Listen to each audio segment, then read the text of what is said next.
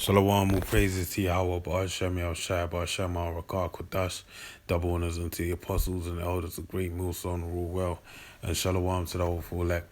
It's Paya Aleph, the Jim, it's London Camp, and this is News and Prophecy and News. I have an article here from Yahoo Finance, or Finance Yahoo, finance.yahoo.com. Alright, I believe it comes under GeekWire. And the title reads, Why Bill Gates Thinks Gene Editing and Artificial Intelligence Could Save the World. Right? Now, mind you, these two things coincide hand in hand because they're very telling, not telling. Basically, they work hand in hand because they're for the time period we're in now. Okay, and then saying that this article came out on the 15th of February, 2020. All right, so this is prior to the pandemic. All right, that we're now experiencing. All right, but mind you, it's after the events of Event 201, held by the Bill Gates Foundation as a test run for a pandemic. All right. So bear that in mind as we go through this. So Lord willing, you be edified. So this is Microsoft co-founder Bill Gates has been working to improve the state of global health through his non-profit foundation for 20 years. And today he told the nation's premier scientific gathering that the advances in artificial technology and gene editing could accelerate those improvements exponentially in the years ahead. All right. So it says we have an opportunity for the advancement of tools like artificial intelligence and gene-based editing technologies to build this new generation, all right, the new normal, all right, the great reset of health solutions so that they are available to everyone on the planet. And I'm very excited about this, Gates said in the Seattle during a keynote address at the annual meeting of the American Association for the Advancements of Science.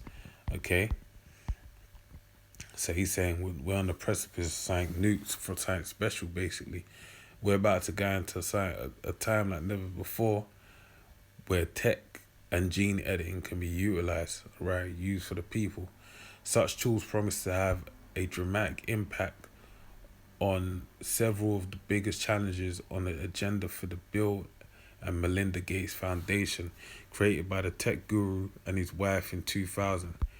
When it comes to fighting malaria and other mosquito-borne diseases, for example, CRISPR-Cas9 and other gene editing tools are being used to change the insect's genome to ensure that they can't pass along the parasites that cause those diseases. So basically, they've gene edited the mosquitoes.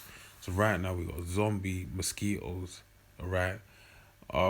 Artificial mosquitoes is another word I wanted to use. Zombie mosquitoes. More or less Franken mosquitoes. The gates so that they can't pass on the seas, all right? But the Lord made it, the Heavenly Father made it as such for a reason, all right?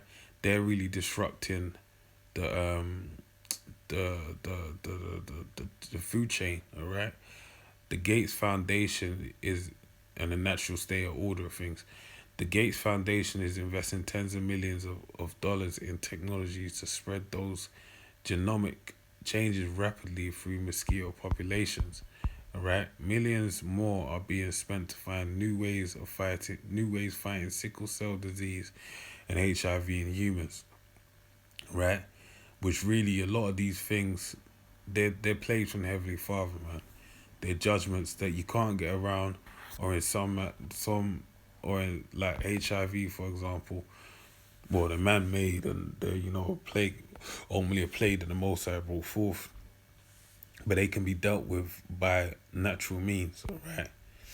Gates said techniques now in development could leapfrog beyond the current state of the art for immunological treatments, which require the costly extraction of cells for genetic engineering. followed by the reinfusion of those modified cells in hopes that it'll take hold. And this is the basis of what the see again, all these things. Remember, this is after Event 201 and prior to the pandemic, right? Because more or less he's basically said what the vaccine would be, all right here, because this is what the vaccine is when you look it up, all right. So it shows you, hey, this has been set in stone prior to it's being presented to the masses. So it says for sickle cell diseases.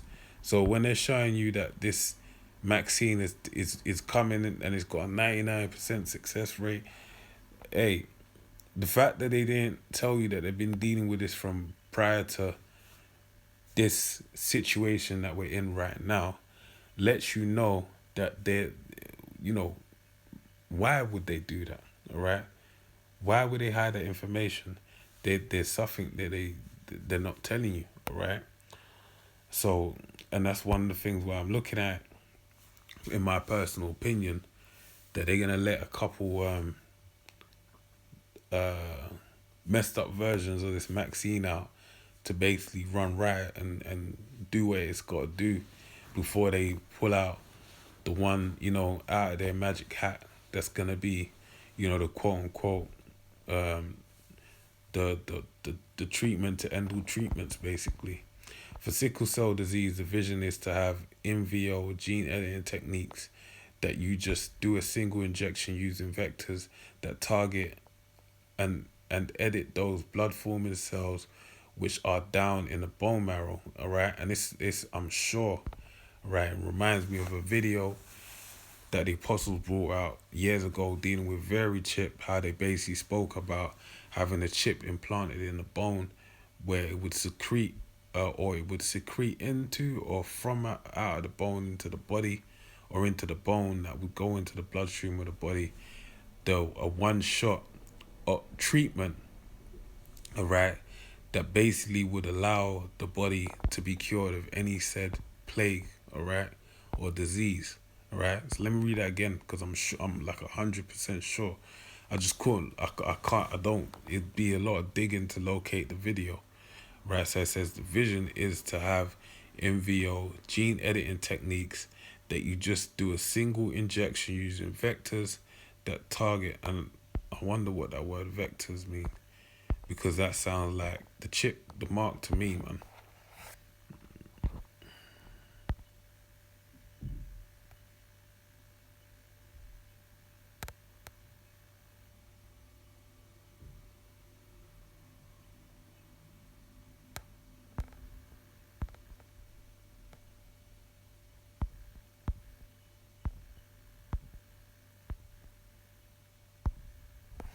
Anyway,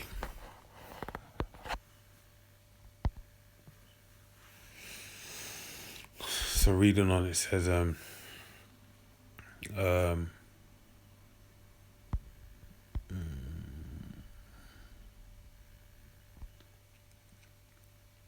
so it says do a single injection using vectors that target and edit these blood forming cells which are down in the bone marrow with very high efficiency and very few off target edits, sorry. Um Gates said a similar in vivo therapy could provide a functional cure for HIV patients, he said. The rapid rise of artificial technology gives Gates further cause for hope, all right? Now, mind you, how, as I said it again, I'll say it again, sorry. These are both hand in hand because it's basically, well, or hand in glove because the RFID chip being a mark goes hand in hand with the vaccine. Maybe not so much as creating the vaccine, but it's gonna, it's if the Lord wills only, it's gonna through the vaccine, it's gonna bring about it's gonna bring about the through the vaccine, it's gonna bring about the mark basically, all right. And if it doesn't, then it'll come by some other means, all right. But there's a good chance it will. So it says a rapid rise of artificial intelligence gives Gates further calls for hope. He noted that the computers, computational power available for AI applications has been doubling every 3.5 months on average, dramatically improving the 2 year doubling rate for the chip density that's described by Moore's law, and that Moore's law goes all the way back to the 60s, I believe, where they said that technological advancements would take uh, around 2 years, all right? But now they're saying it's every 3.5 years, all right? So it says that's what Gates is saying. One project is using AI to look for links between maternal nutrition and infant birth weight. Other projects focus on measuring the balance of different types of microbes in the human gut uh, using high uh, throughput gene sequencing. The gut microbiome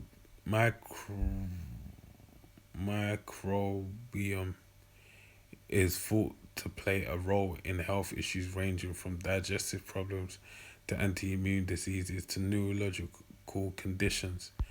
This is the area that needed these sequencing tools and high-scale data processing, including AI, to be able to find the patterns.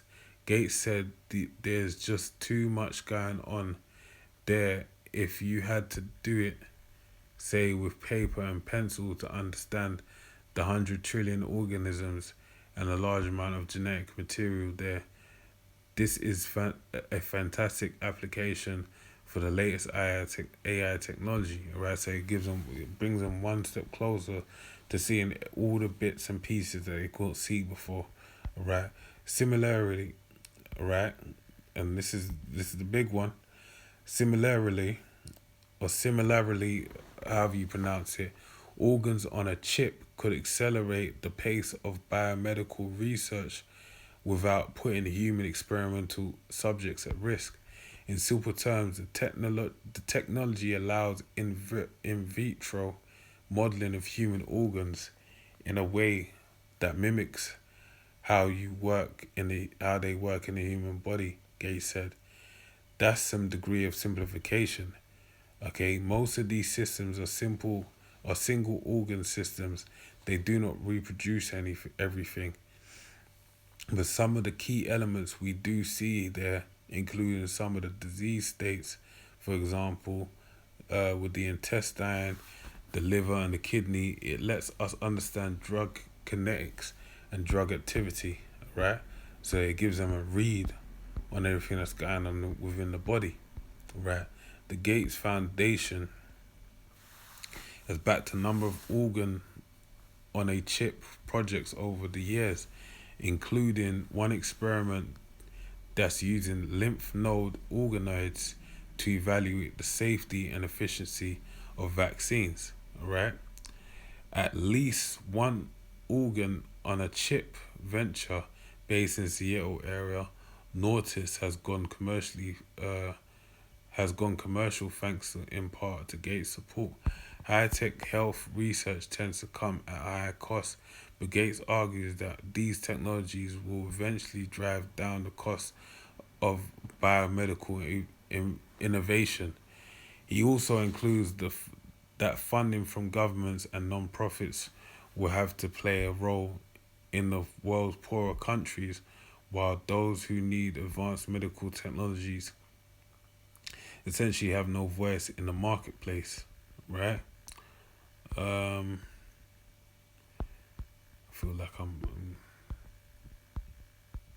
so for the most part,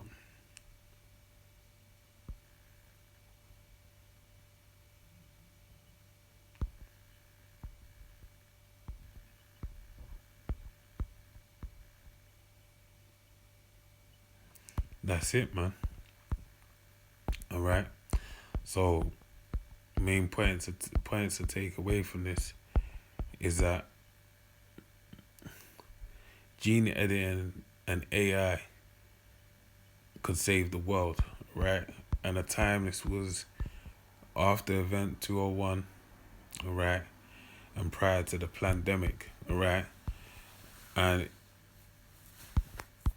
the way the Maxine works was outlined in an article, right? So that's something that's come to light already. So the next steps to come to light is basically artificial intelligence technology, organs on a chip, all right? So that you can basically, so they can measure all your stats of your organs through a chip, right? So that lets you know where we're heading to the mark, right? So Lord willing, you know the scriptures, Revelations. Lord willing, you've been edified, man. All right, and I'll attach the article in in the in the Dropbox. Right. So with that, I say shalom.